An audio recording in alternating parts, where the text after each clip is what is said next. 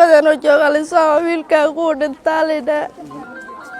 cunuga dhulka la dhacday cunuga yaraan wareysto ay maxay habar ku sameysay wixii dhulka la dhacday labada lugood ay qabatay cunuga dhulka la dhacday Allah Fatxi Xasan Cumar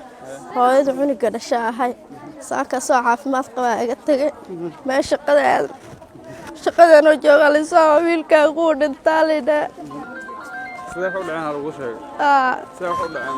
marka wiilkayga wareysto ay maxaa jiraan ku lugaha qabatay dhulka ku garaacdo dhahay maxaa markaan dheena aabba soo galay cunuga way dishay markaa dheelaan irida ku qatarto way cararto dhahay gabadh maxay ahayd gabadha shaqaale ahayd inay joogto way shaqeynaysaa cunuga bishii saddexaad hadda ka baxay bishii afraad uu galay marka kaasa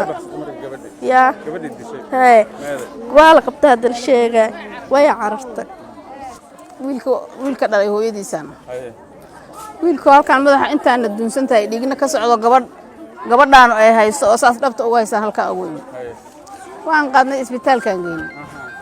inuu meed yahan kan gargaran isbitaalkan ka soo xaqiijinay inuu meed yahay waan soo celinay sida halka ku keenay naagtina markiiba guriga la furayba oo aabihiis wiilka uu soo horeeyay wax soo gala halkaas markuu albaabka soo galay bay inta halkan ka wareegtay carartu yiri marada dhexda ku xiratay anigu waa yaabay waxay la carartaan garan waay gurigan galay wiilka saa kala waran oo dhiig dhagta ka socda oo midowda markaan soo baxana way carartay gurigan kor bay iga xibtay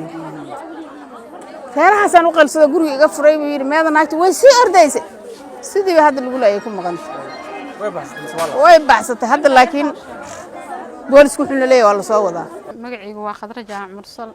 waxaan ahay gudoomiyaha xaafadda Farjano maanta waxaa ka dhacday dhacdo in Allah wa inna ilayhi raaji'uun saqiir yarba maanta lagu dilay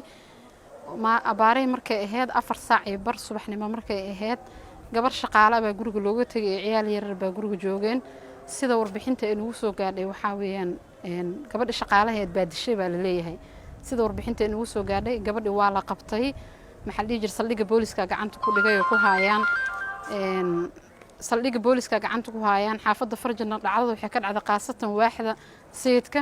saldhigana gacanta ku haayaan wixii baaridan ayaga sameynayaan waxa waaye aniga jirdiinka hore banaanka fadhiye wiilkaana soo maray wiilka dhalay salaamu calaykum salaam albaabku soo gargaraaca waa laga furay gabadha ka furtay soo galku gudaha u soo gudbay dushay kaga qataartay way carartay wiilkii guriga soo galay aabba cunugii way dishay bay ku yiraahdeen ciyaal albaabkii soo fulay iyo xog buu soo garaacay war albaabka iga furay anaa ku soo orday albaabkan ka furay albaabka markaan ka furay gabadha ay sii ordaysaa filada maar shishadeeda jiirada markaas ay galaysaa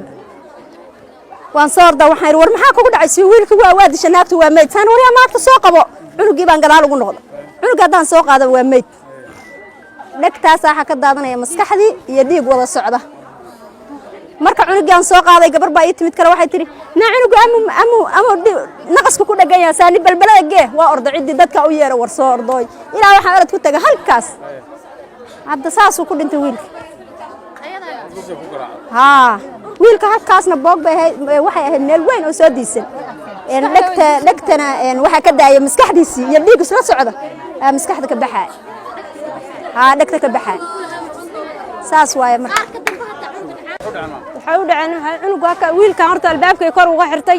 asagoo ka albaabkan ka furay wuxuu yiri islaantaas carartay cunugeed dishay cunuga fiir buu yiri wiilka ay dhahay wiilka dhalay ana waxaa yiri cunuga ana fiiray naagta si cararayso soo qabo cunuga aniga gabadhaana u galay asagoo bartaan yaalo labada dhaguhuna dhiig ka socdaan madaxuna jaban yahay indhuhuna waa barognaayeen marka u galay dhulka la dhacday cunuga yaraan wareysto ay maxay habar ku sameysay wixii dhulka la dhacday labada lugood ay qabatay cunuga dhulka la dhacday maxay ahayd gabadha marka shaqaale ahayd u shaqaynaysay reerka maamada dhashay waa maqnay shaqay saaka u kala hado ku maqnay anagoo dariskeeda ahayd baa ugu horeynay dad wiilka markaa shaqo ka yimid oo soo galay guriga markaan guriga galayna cunugoona dhulka yaalaan u tagay oo dhagtii dhiig ka daadanaysa madaxuna jaban yahay wiilkiina gabadhu waa carisay sidii aan ula cararay istaalkan ku tagay